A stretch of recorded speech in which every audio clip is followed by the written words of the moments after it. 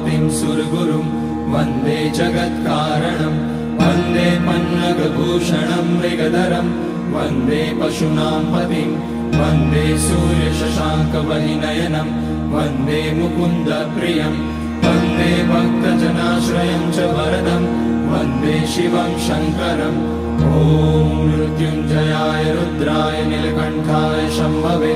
अमृतेशाय शर्वाय महादेवाय ते नमः।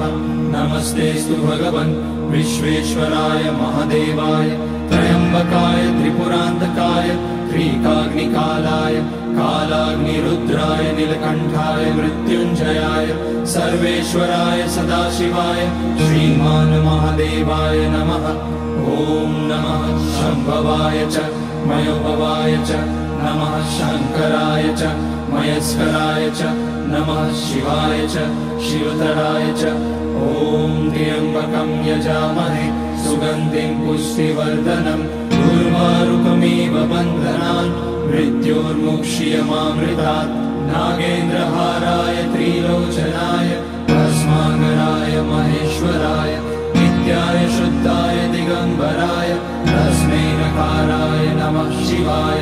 मन्दाकिनी सलिलचन्दनचर्चिताय नन्दीश्वर प्रमथनाथ महेश्वराय मन्दारपुष्य बहुपुष्य सुपूजिताय तस्मै मकाराय नमः शिवाय शिवाय गौरीवदनाब्जवृन्द सूर्याय रक्षाध्वरनाशकाय श्रीनीलकण्ठाय वृषध्वजाय तस्मै शिकाराय नमः शिवाय वसिष्ठकुम्भोद्भगौतमार्य मुनीन्द्रदेवार्चितशेखराय चन्द्रार्कवैश्वानरलोचनाय तस्मै वकाराय नमः शिवाय